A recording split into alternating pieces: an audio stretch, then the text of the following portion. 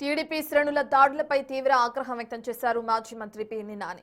ఎన్టీఆర్ జిల్లా ఇబ్రహీంపట్నంలో మాజీ మంత్రి జోగి రమేష్ ని పరామర్శించారు. అంబటి రాంబాబు, జోగి రమేష్ ఇళ్లపై దాడులు పోలీసుల సమక్షంలోనే జరగడం దారుణమని మండిపడ్డారు.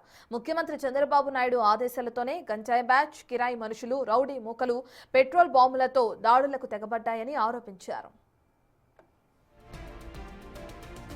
రాష్ట్రంలో పోలీస్ వ్యవస్థ నిర్వీర్యమైందని, ఉన్నతాధికారులు అధికార పార్టీకి తొత్తులుగా మారారని పేర్ని నాని విమర్శించారు. అల్లరి మూకలను నియంత్రించడంలో విఫలమైన పోలీసులు వైసీపీ నేతలను లక్ష్యంగా చేసుకుని దాడులు చేయిస్తున్నారని ధ్వజమెత్తారు.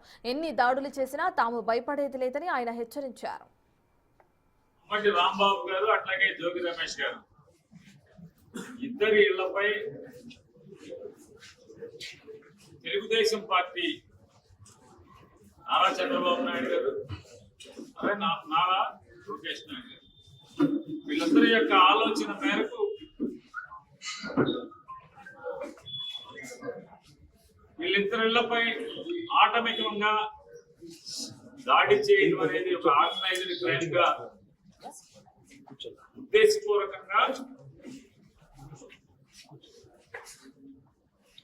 ఇక్కడ ఎంపీని అక్కడ ఎంపీని ఇద్దరిని కూడా ఆదేశాలు ఇచ్చి ఆ ఎంపీల నేతృత్వంలో బహిరంగంగా